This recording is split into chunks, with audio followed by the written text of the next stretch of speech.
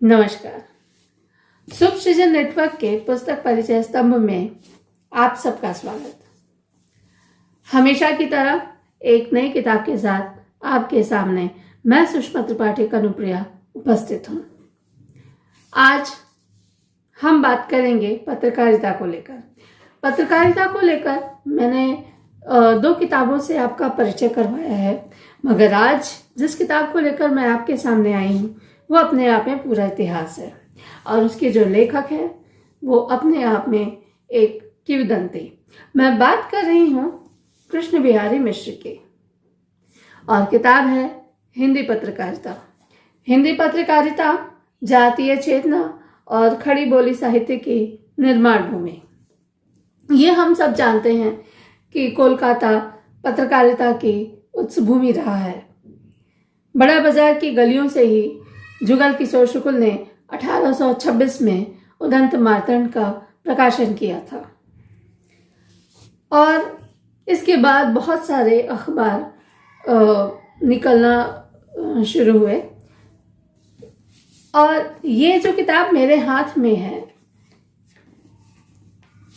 इस पुस्तक का 7वां संस्करण 2011 में छपा था और यही मेरे हाथ में है।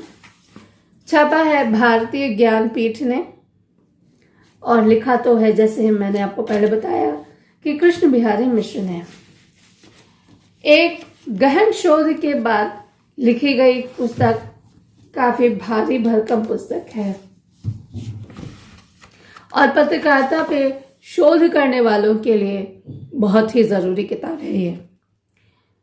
चलिए हम इस पुस्तक से आपके लिए लेखक की जो पंक्तियां हैं वो बताते हैं और उसके बाद हम पढ़ेंगे वो आशीर्वचन जो किसी और ने नहीं बल्कि हजारी प्रसाद द्विवेदी ने लिखे हैं। कृष्ण बिहारी मिश्र लिखते हैं, कलकत्ता जैसे भारतीय पत्रकारिता की जन्मभूमि रहा है, वैसे ही हिंदी पत्रकारिता का भित्ति क्षेत्र रहा है। इस उच्च भूमि को केंद्र में रखकर हिंदी पत्रकारिता के अतीत का विवेचन करना ही मेरा उद्देश्य था। तथापि सामान्य रूप से हिंदी पत्रकारिता के पूरे परिदृश्य पर मेरी दृष्टि रही है। कुछ एक प्रतिष्ठित विचारकों ने अपनी समीक्षा टिप्पणी द्वारा यह संकेत किया है कि पुस्तक को नामाकुल पूर्णता देने के लिए कुछ और विस्तार जरूरी है। वहीं हजारी प्रसाद द्विवेदी लिखते हैं कि पुस्तक में हिंदी पत्रकारिता के विकास के माध्यम से हिंदी की सशक्त गद्य शैली और मानवीय संवेदना की उदार परंपरा का आकलन किया गया है। और वे कृष्ण बिहारी मिश्र की तारीफ भी करते हैं। हजारी प्रसाद द्विवेदी लिखते हैं, श्री कृष्ण बिहारी मिश्र ने कलकत्ते की हिंदी पत्रकारिता के विवेचन के बहाने उस राष्ट्रीय चेतना का विकास भी स्पष्ट किया है जो हिंदी पत्रकारिता का विशिष्ट रूप रहा है। ये 7 नंबर पेज पे है। इसके बाद हम आगे बढ़ते हैं।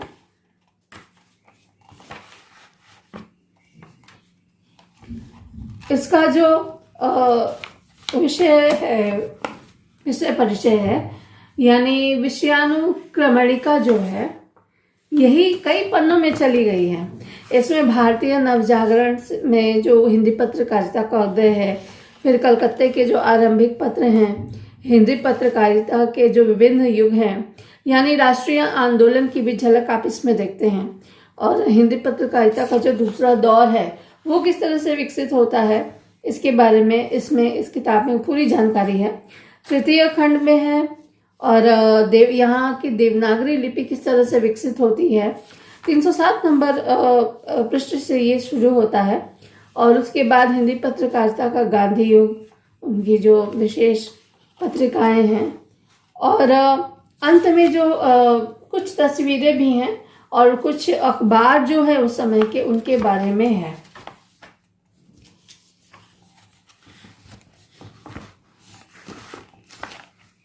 ये देखिए, आप यहाँ पे जो भी देखेंगे, यहाँ पे संदर्भ लिखे हुए हैं, ये देखिए।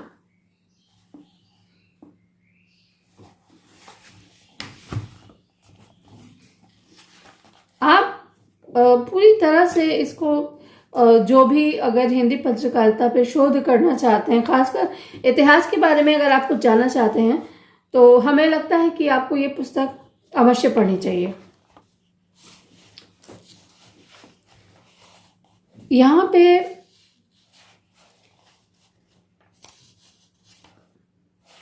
एक एक जो अखबार हैं, जो समय के पत्र हैं, उन पे काफी विस्तार से लिखा गया है। सार सुधा निधि के संपादक सदानंद मिश्र, उस समय हिंदी पत्रकारिता की जो स्थिति थी कि पाठक मिलते नहीं थे, और जो मिलते थे वो समय पर अपना जो चंदा है या जो भी शुल्क होता है अखबार का, उस समय दिया नहीं करते थे। तो यहाँ पे जो सार सुधा निधि के संपादक सदानंद मिश्र हैं, वो लिखते हैं, गत वर्ष में, ये 144 नंबर पेज है, गत वर्ष में तो इतनी आशा भी थी कि कुछ अंशियों से भी घटी पूर्ण हो जाएगी, परंतु अब सार सुधा निधि का व्यय निर्वाह करना केवल मुझी पर निर्भर है, और इसके यंत्रालय स्थापन करने में भी बहुत रुपए लग चुके हैं। अतएव मैं ऐसी आशा करता हूँ कि देश हितैषी महानुभाव ग्राहक वृंद विवेचना और अनुग्रह करके सार सुधा निधि का अग्रिम दाम शीघ्र ही देकर विशेष सहायता करें। गौरतलब है कि जुगल किशोर शुक्ल की समस्या भी यही थी। यही समस्या सार सुधा निधि की भी है, और पाठकों में जागरूकता के अभाव में हिंदी के कई अखबार काल कवलित हो गए। समस्या ये है कि विज्ञापन जो है, विज्ञापन आमतौर पे आम पाठक तो विज्ञापन देता नहीं है। जो देते हैं वो या तो कॉर्पोरेट होते हैं या फिर सत्ता के जरिए या कुछ सरकारी विज्ञापन मिलते हैं या विज्ञापन मिलते हैं। अखबार को जब ऐसी स्थिति में दोनों ना मिले तो स्थिति बड़ी विकट हो जाती है। और कोविड-19 के दौरान हिंदी के अखबारों ने इस स्थिति का अनुभव किया है। कोविड-19 जो महामारी थी, वो हिंदी अखबारों के लिए एक बहुत त्रासद समय रहा वो। लेकिन कोविड-19 के दौरान जो समस्या थी, ये समस्या हमेशा से ही पत्रकारिता के साथ रही है। सस्टेन करना, स्थायी करना किसी भी अखबार के लिए आसान नहीं होता है। अब हम आगे बढ़ते हैं। जैसा कि मैंने आपको कहा कि हर अखबार के बारे में आपको अलग अलग तरीके से बताया गया है, विस्तार से बताया गया है कि कैसे चीजें चल रही हैं। अब जैसे 300 नंबर पृष्ठ पे नृसिंह जो है, उस पत्र के बारे में बताया गया है कि कैसे है, उनके कुछ नियम हैं। अग्रिम वार्षिक मूल्य 2 रुपये है। नमूने की आवश्यकता हो तो वे कृपा पूर्वक 4 आने भेजकर मंगा लें। संपादक लेखकों की सम्मति के उत्तरदाता नहीं हैं। चिट्ठी पत्री, रुपया पैसा आदि के मैनेजर नाम लिखे पते पर ही भेजना चाहिए। धोबा पहाड़ा स्ट्रीट, यानी कोलकाता सिर्फ जुगल किशोर शुक्ल के उदंत मातंड की नहीं, कई और अखबारों की भी जन्मभूमि रही है। ये चित्र है भगत सिंह को जब फांसी पर चढ़ाया जाता है, तो लिखता है जो ये समाचार पत्र, दीप निर्माण हो गया। कलकत्ता 23 मार्च।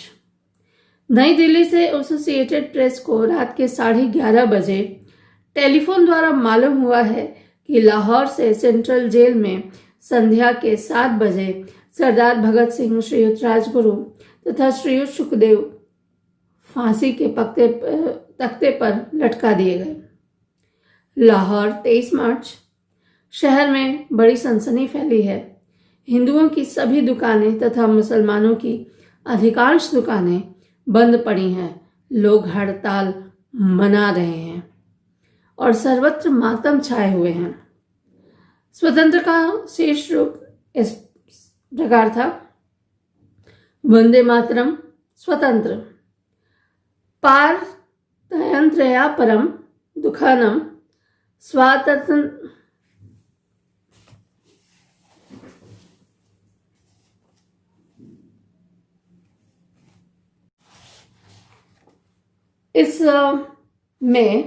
इस पुस्तक में अखबारों की तस्वीरें भी हैं। ये देखिए आपके सामने सार सुधानिधि की तस्वीर है।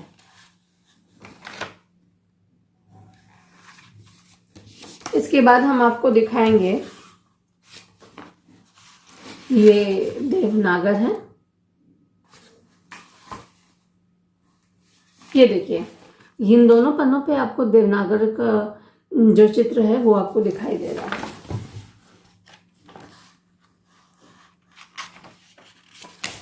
ये मतवाला है और ये है भारत मित्र। मुझे लगता है कि हिंदी पत्रकारिता को जो भी समझना चाहता है उसे किताब जरूर पढ़नी चाहिए। अब चलिए बात करते हैं लेखक के बारे में। तो कृष्ण बिहारी मिश्र 1936 में जन्म है, बलिया उत्तर प्रदेश से, काशी हिंदू विश्वविद्यालय और पीएचडी कलकत्ता विश्वविद्यालय से। 1996 में बंगवासी मॉर्निंग कॉलेज के हिंदी विभाग का अध्यक्ष के पद से सेवानिवृत्त हुए हैं और कई किताबें लिखी हैं। हिंदी पत्रकारिता, जातीय चेतना और खड़ी बोली साहित्य की निर्माण भूमि, जो कि किताब अभी मेरे सामने है। पत्रकारिता इतिहास और प्रश्न, हिंदी पत्रकारिता, जातीय अस्मिता की जागरण भूमिका, गणेश शंकर विद्यार्थी, हिंदी पत्रकारिता, राजस्थानी आयोजन की कृति भूमिका, अराजक उल्लास, बेहया का जंगल, मकान उठ रहे हैं, आंगन की तलाश, गौरैया ससुराल गई, ये ललित निबंध है। आस्था और मूल्यों का संक्रमण, आलोक पंथा, संबुद्धि परंपरा का पुरुषार्थ, माटी महिमा का सनातन राग, ये विचार प्रधान निबंध है। नेह के नाते अनेक संस्मरण हैं। कल्पतरु की उत्सव लीला और न मेधया, परमहंस रामकृष्ण के लीला प्रसंग पर ये किताब केंद्रित है और कई कृतियों का संपादन भी इन्होंने किया है। माखनलाल चतुर्वेदी राष्ट्रीय पत्रकारिता एवं संचार विश्वविद्यालय ने इनको डीलिट की उपाधि प्रदान की है और इनको साहित्य भूषण पुरस्कार मिला है। कल्पतरु की उत्सव लीला के लिए भारतीय ज्ञानपीठ का मूर्ति देवी पुरस्कार भी इनको मिला है। तो ये किताब आज मोस्ट रिकमेंडेड, इसे जरूर पढ़िए। सिर्फ शोधकर्ता ही ना पढ़े बल्कि आम पाठक जो भी हिंदी पत्रकारिता को समझना चाहता है, हिंदी को समझना चाहता है, ये किताब हिंदी और हिंदी पत्रकारिता दोनों को समझने में मदद करती है। तो आज के लिए पत्रकारिता की इस अनूठी किताब के साथ हम आपके सामने आए और अब हमें दीजिए इजाजत। जल्द लौटेंगे नई किताब के साथ। नमस्कार।